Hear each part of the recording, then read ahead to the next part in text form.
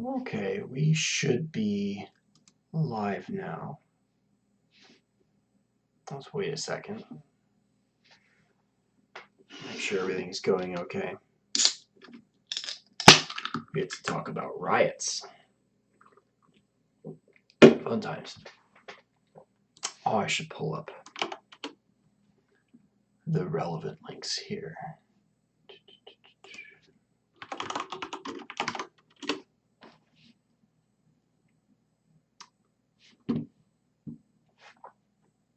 That one.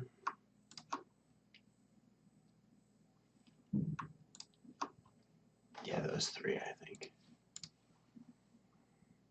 Can everyone hear me okay? If you're in the chat, say something if the audio is bad, please. I'm notorious at failing at that. So, we have two people. That's a crowd. I think it's enough to get started. So, the big question, I think, on most people's mind is, what on earth is happening? We've got a single dude dies, and we get riots. Now, this is a lot more counterintuitive than it looks, because the fact is that people die every day. You know, and not just people dying from car accidents or Alzheimer's or suicide or whatever. People die from police brutality all the time. And this is not just a racial thing. Many people on social media now are pointing out the fact that per police encounter, cops are actually much quicker to shoot white people. Cops, there are more white shootings per police encounter than there are black shootings. No, whites being shot by police than blacks. Now, I don't think this is a matter of big injustice to white people or anything like that. It's just the narrative that cops are uniquely racist against blacks is it's a creation. It's an invention, and at some level, it's easy to see the temptation to think that way when you look at who gets incarcerated. You know, blacks are disproportionately represented in prisons. You know, but then, and this is probably further down the rabbit hole than a lot of people want to go. When you go back to those pesky FBI crime data,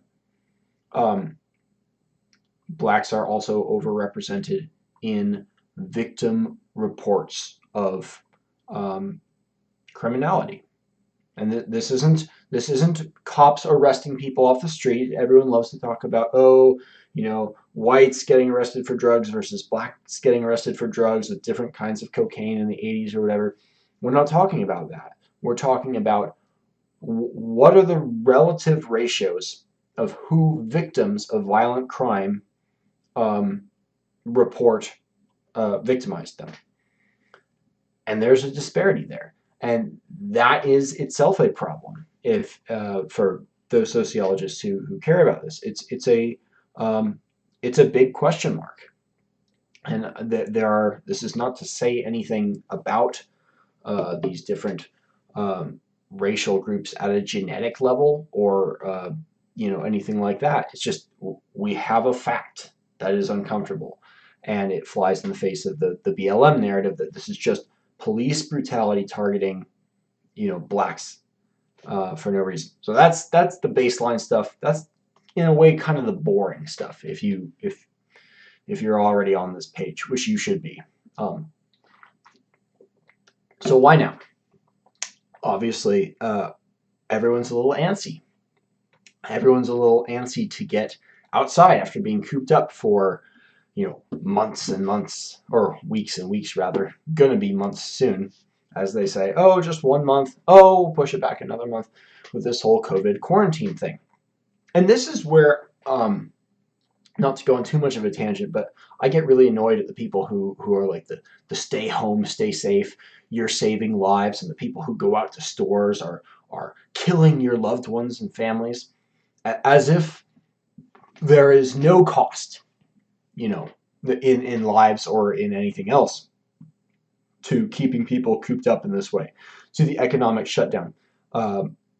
Tim Pool, in his conversation with Joe Rogan, said that in the UN, there are predictions of a death toll in the millions from starvation due to this economic shutdown.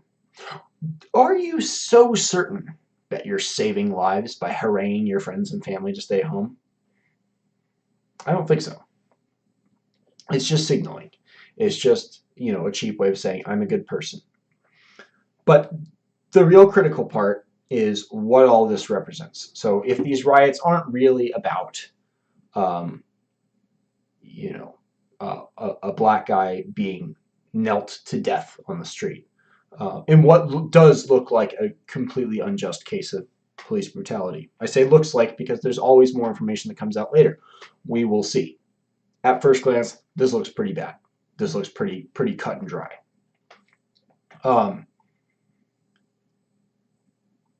So what is this about? 2 years ago, I wrote an essay called On the Coming Civil War. And this appeared not just on my blog, but was also republished on Countercurrents, about how I really started by describing how, invasions don't always look like what you would expect an invasion to look like. Historically speaking, most invasions took place as migrations, not as, an army lining up in formation and charging your village with swords drawn.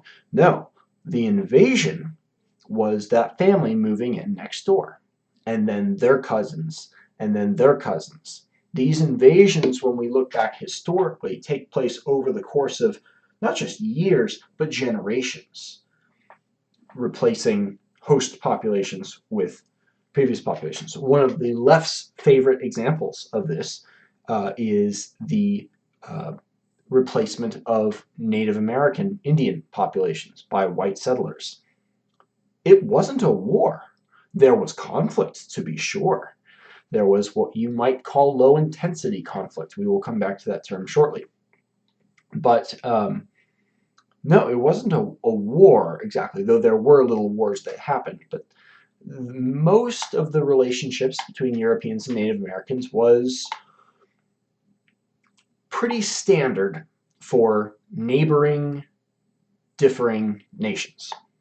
This is how the Germans and the French treated each other, more or less. This is how the different African tribes and the different Mongol tribes treated each other before getting united by one conquering force. This is how neighboring nations tended to treat each other. Sometimes friendly, sometimes competitive, sometimes outright war, but over time, one just moved in and outcompeted the other, and that was the invasion.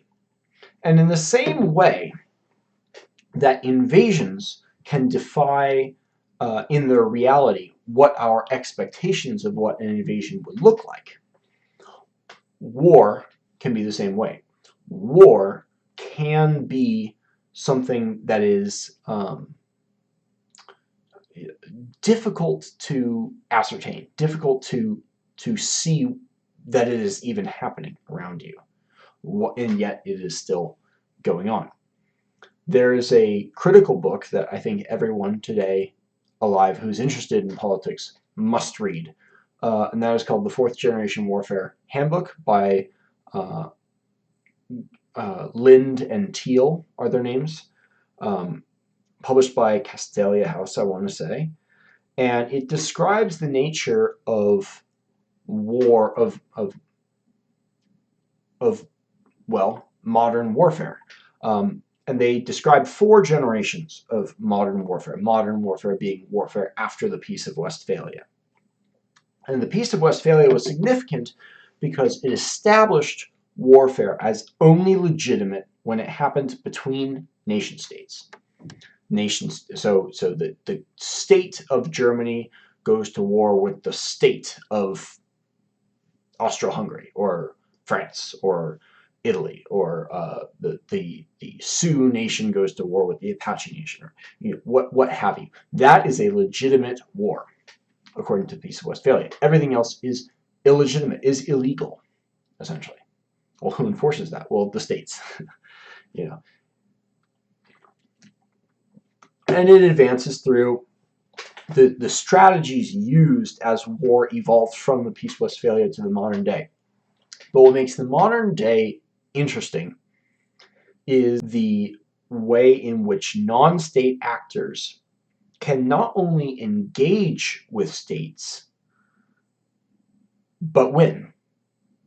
And when a non-state actor can win against a state actor, whether or not they're considered legally legitimate or not is kind of irrelevant. What's important is the fact that they can, and so they will, engage in war. And you can think of this analogously to the way in which corporations can engage in politics in a way that they couldn't before, including international corporations with international interests engaging in national politics. Obviously, there's going to be some bad incentives there if you are a member of that nation state. Well, corporations have interests, well, to stay on that thought actually, Clausewitz famously said that warfare is politics continued by other means. So if corporations have political interests, why would they not have interests in who wins a war, for example? But I'm maybe going too far down that tangent. The premise is a war is, if warfare is politics continued by other means, where is the line between regular means and other means? Where's the line between war and not war? And the definition I would advance, and I'm curious to see if anyone has another opinion on this, is that in a legitimate political culture, we'll say, in an ordinary political goings-ons, you have a population with a shared vision and, to some degree, a shared interest. They may have very, very wildly diverging ideas of the best way to get there. They may think that one aspect of the other side's vision is completely disastrous. But ultimately, they are at some fundamental level of the same mind. They both want what's best for the nation. And of course, this is very difficult to prove, which makes this whole distinction a very hazy thing, but no less legitimate for its haziness.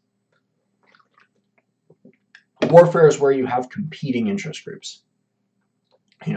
If a large contingent of people from Oregon move into Washington state, funded by the government of Oregon, with the express purpose of voting in Washington elections in a manner that will benefit Oregon, with the assumption that these Oregonian citizens will then move back to Oregon at some point in the future. I'm not saying this is actually legally feasible. This is just a hypothetical to illustrate a point. That would be an act of war of a sort. Obviously a very, very low-grade kind of war. But you have an outside foreign, from the perspective of Washington, competing interest group engaging in politics in bad faith. Now, that's not to say that every lie that is told in politics or every, nasty trick employed makes it therefore a war. But when you have a systematic and systemic divergence of interests, then you are living in a state of conflict. And I use conflict here because at the time that I wrote this essay originally, on this coming civil war, which is a slightly and intentionally misleading title in a way, I had not yet discovered the work of Samuel Culper, the author of The Forward Observer. Excellent YouTube series that, again, everyone should go and give a listen to. Very, very knowledgeable. And what he describes in his video series are what he considers to be what he calls, and this is a technical term, low-intensity conflict.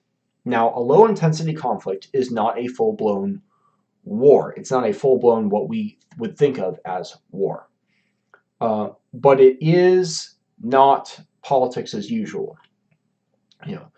And it is characterized by a degree of violence that you would not expect in ordinary politics. So we might think of the Irish Troubles as an example of a very long, ongoing, low-intensity conflict.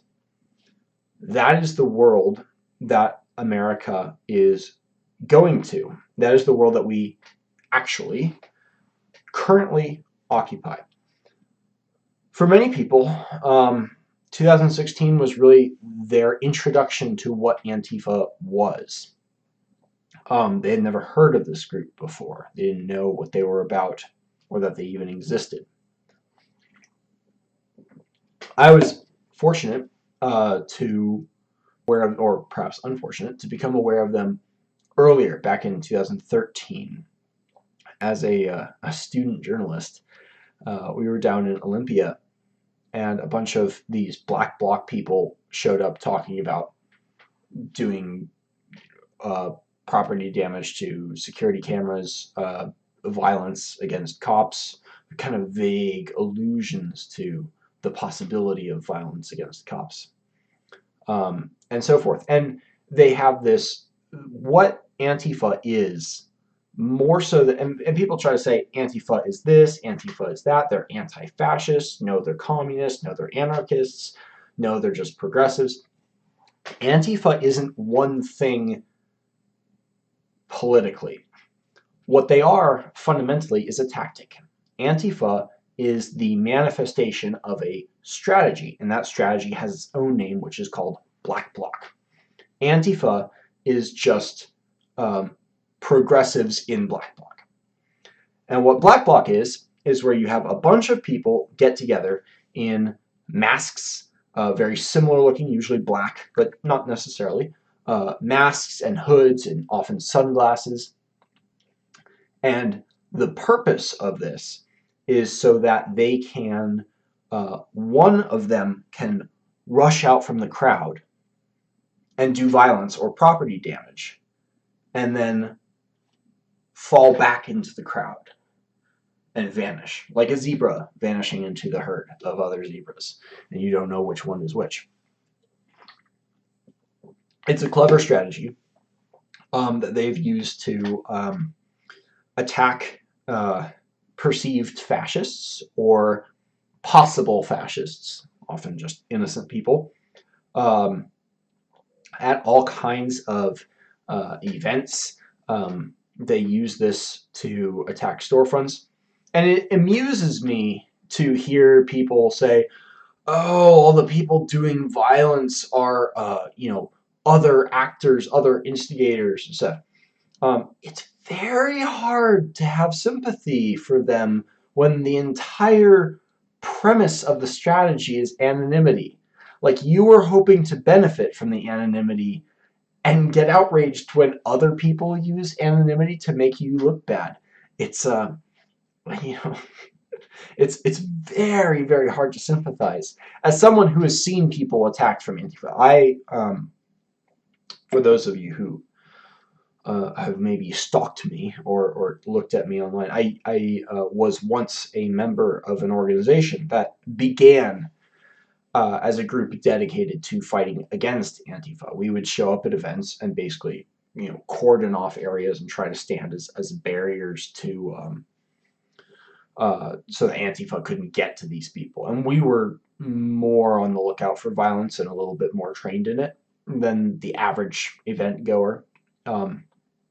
I think the peak of our success was some journalist wrote that one of the May Day events in Seattle, the surprising peacefulness of it was owed primarily to groups like the Proud Boys. I wasn't in the Proud Boys, but a similar kind of group. And so that felt kind of good. But we realized after a while that it was kind of foolish because there's nothing really to gain, because the cops would go after you if you defend yourself, but they wouldn't go after these Antifa people.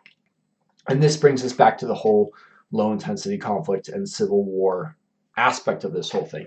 Those of you who followed these protests may have noticed something interesting. A peculiar coincidence that has popped up in a number of these cities around the country. Mysterious pallets of bricks just appearing in the protest path. Who delivers pallets of bricks in a coordinated fashion in different cities all around the country? It has the smackings of top-down coordination at a national level, which is a little concerning. Not necessarily at a governmental level, it should be said. This could be a corporate thing, or it could even be a non-corporate organization, maybe some like national Antifa type organization. That's entirely possible too. But as I mentioned before with fourth generational war, states are not the only entities that can engage in fourth generation war. And I ought to provide a few examples of that. One of the examples that Lind and Teal offer, if I remember correctly, is the East India Trading Company. It's not a state, but it engaged in war with, I believe, China and at some points India. Corporations can engage in war.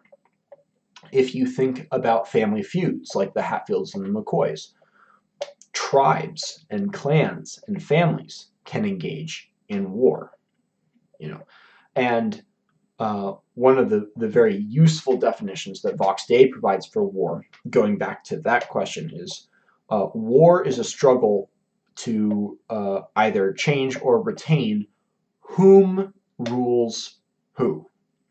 So were living in a predominantly left of center state. Even people like George Bush would be considered very far to the left of conservatives of 50 years ago. Barack Obama, considered a moderate Democrat by 2018 standards, was pretty far left for 2010 standards. The movement is leftward. And we see that continuing today with candidates like Cortez and Bernie Sanders and others. And Trump is sort of interesting because here is a guy who was a registered Democrat for quite some time. He is not a conservative. He is barely a Republican. And yet he is considered this society. They went from being something like 85 to 90% to something closer to 65%. And if you separate women out, it becomes even smaller than that. So whites are still a very strong coalition force, but it's become very politically unpalatable to appeal to them openly. Now, lest I sound maybe a touch racist saying that, it's not something I ordinarily would care about, but I think it's interesting here to point out that when you talk to an actual political scientist, and I'm not talking about some armchair speculator like me. I am not a political scientist. I'm talking about someone who works with numbers, who's really paying attention to which demographics are responding to what on the A/B tests that these politicians come up with. Everyone talks about ethnic demographics openly. Getting the Hispanic vote, getting the black vote, that is public knowledge. Everyone knows that that's part of the strategy. Obama got 95% of the black vote. He would be stupid not to. He would be stupid not to capitalize on it. You can say that this is good or bad if you'd like. The reality is it's simply the way it is. This is the way that politics functions. This is the way politics in a democracy runs. Now, the winning ticket, the winning strategy for progressives has been a unified coalition defined in opposition to straight white men. Straight white Christian men, if we want to get down into the details. Although the Christian part's been falling away recently. Carl Schmitt, back in the early 20th century, wrote that political identity is defined primarily by one's enemies. You don't really know who you are until you understand who you're not, who you're opposed to, and then you can understand your identity in opposition to that. Nietzsche, in some ways, sort of preceded that in the 19th century, but it's just a reality of politics too. If warfare is politics by other means, then it would make sense to try to preserve the longevity of your coalition as much as possible. You have to get rid of Trump. You have to get rid of any president, conservative or otherwise, who would get in the way of non-white immigration to America. Actually, really, all immigration, because even white immigration could fit into this coalition if you define your terms well.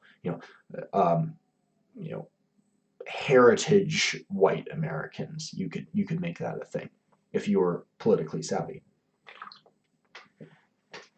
And when the legitimate means of politics, the legitimate means of normal political discourse look doomed to failure, there's so much on the line. There's so much at stake. And there's so little oversight that it is only natural. And it's historically very predictable that people would move to what we would consider illegitimate or other means of continuing politics. And that's war. And that's what we're seeing today. We are seeing the continued slow shift from politics as normal to a low-intensity conflict. Now, I don't think we will reach a full-scale, like Spanish-style civil war. And I don't think we will reach that for a reason that Samuel Culper points out, which is that if we were to reach a full-scale civil war, then the right would win. The right would annihilate, actually. And so it's not in the left's interest to permit that to happen. But in order for that to happen, there has to be some trigger point. There has to be some event that unanimously or nearly unanimously turns enough right-wing people over to the mindset of, okay, it's time for violence, that it becomes a full-scale war. And the left doesn't want that to happen. And the left doesn't need that to happen, because if that trigger point never happens, then the left will eventually win by default. They just have to wait out Trump.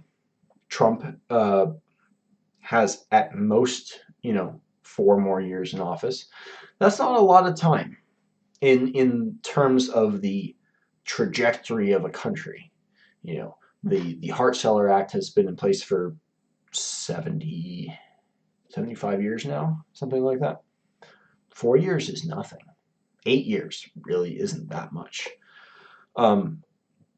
You could make some big changes, of course, but Trump has been so busy fighting so many other fires that dealing with immigration in that way he's made some strides, but he hasn't really put enough of a damper on it that the progressive coalition is existentially it is guaranteed to die. It's still feeling the threat, and so it's thrashing and fighting with all it's got. But if it manages to hang on, if it retains its identity through the Trump presidency, then there's a good chance that the right will just lose over time. And that is, in many ways, probably the more likely outcome. And then you get a descent into a kind of anarcho-tyranny. So, which other people have written about much more knowledgeably than I have. What's important is recognizing that we are in a kind of war right now. We have been for a few years, actually. We are actively in a low-intensity conflict, very similar to the Irish Troubles. It will get worse. Not a lot worse, and it probably won't affect your neighborhood personally. You won't see like your next door neighbor's house get burned down. But prices will change, employment numbers will change, the stock market will take a hit, the rumors and stories from around the country will get scarier. We'll probably start seeing some anonymous bombings, sniper attacks, things like that, like the Steve Scalise shooting, things of that nature. And so once you understand that these riots have nothing to do with some black guy being killed by the cops, that is a moral excuse to act out this low-intensity conflict, to impose terror on the other side. That's how these things are fought. And once you realize that, the path forward becomes pretty clear.